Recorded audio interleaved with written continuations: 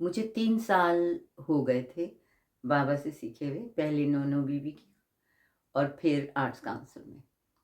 उससे पहले मैं होम इकोनॉमिक्स कॉलेज में थी लाहौर में और अ, मैंने वालिदा से वादा किया था कि मैं बीएससी करूँगी।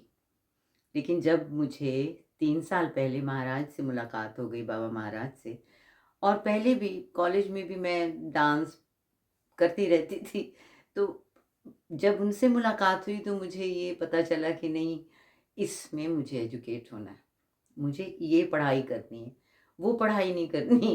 केमिस्ट्री, बायोलॉजी, बैक्टीरियोलॉजी, ये सारी चीज़ें होती थी होम इकोनॉमिक्स में। It used to train girls how to be good wifes, which is very good.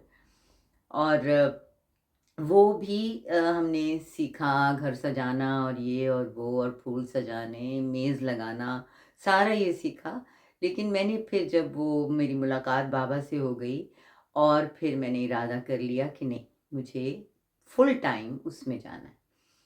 तो ख़ैर अब नोनो बीबी के यहाँ ही उस वक़्त मैं जाती थी, जब मेरी ज़िंदगी का एक मोड़, बहुत ज़रूरी और इम्पोर्टेंट मोड़ आया, जबकि यावर हयात जो कि प्रोड्यूसर थे, माँ जी के बेटे, बहुत वेल नोन प्रोड्यूसर से थे, पहले भी मैं ज़िक्र कर चुकी हूँ। वो लेके आए ज़िया मोहिउद्दीन साहब को, जो उस वक़्त बहुत अपना मशहूर अपना शो करते थे, ज़िया मोहिउद्दीन शो। उनको यावर साहब ने कहा कि जी एक लड़की है और वो बहुत सिंसियरली डांस कर रही है, सीख रही है महाराज से, तो आप आके उसे देखें और उसको अपने शो में बुलाएं। तो वहीं पे फिर ज़िया मोहिउद्दीन साहब आए यावर भाई के साथ, और मुझे तो मालूम ही नहीं, मेरे तो पसीने निकल रहे थे, वैसे ही मैं रियाज़ में ही उलझी रहती थी, मुझे कोई ये नहीं था।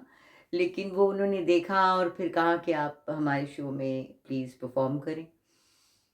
तो मैंने कहा कि ठीक है, अगर बाबा कहते हैं तो मैं करूँगी।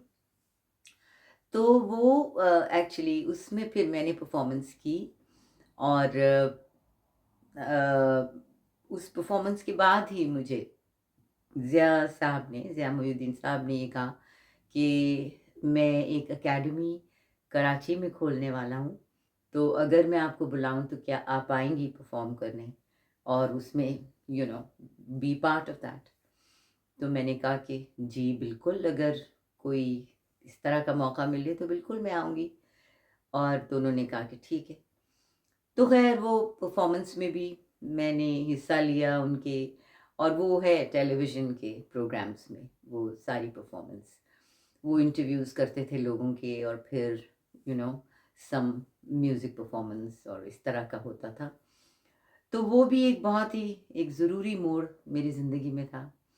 और अब चल सो चल, मैं तो बिल्कुल रियाज़, रियाज़, रियाज़, रियाज़, रियाज़, प्रैक्टिस, प्रैक्टिस, प्रैक्टिस, प्रैक्टिस, और मुझे कोई होश नहीं था। और वाक़ई किसी चीज़ को आपको अगर परस्यू करना हो, अगर करना हो, इन चीज़ों में तो, इन आर्ट्स में तो असल में ये मेडिटेशनल प्रैक्टिसेस होती हैं। ये आपको कमरे में अपने आप को बंद करना होता है, और हम देखें, जब रियाज़ हो रहा होता है ना, तो आप किसी से बात भी नहीं कर सकते, कुछ सोच भी नहीं सकते। अगर आप कुछ सोचेंगे तो आपसे गलती हो जाएगी, ठीक है? सो ये जो है ना कि just do one thing, become the focus, become the focus, वो बात है। वो आप इधर-उधर हो ही नहीं सकते। और हालाँकि कई दफ़ा म्यूज़िशियंस भी होते हैं, आप प्रैक्टिस कर रहे होते हैं, रियाज़ कर रहे होते हैं, लेकिन आप गुफ्तगू नहीं कर रहे होते उस तरफ, क्योंकि आपका ध्यान असल में it's about acute listening and acute watching. और किसको आप देख रहे होते हैं?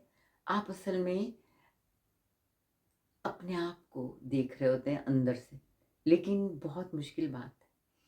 और वो आईना जो है, that mirror within which we learn to evoke, क्योंकि ये जो वेस्टर्न डांस है, ये मिरर के आगे होता है।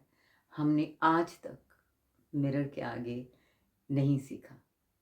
लेकिन ये यहाँ आके मुझे पता चला कि भाई वो भी एक चीज़ है। लेकिन we were taught to evoke the mirror with in.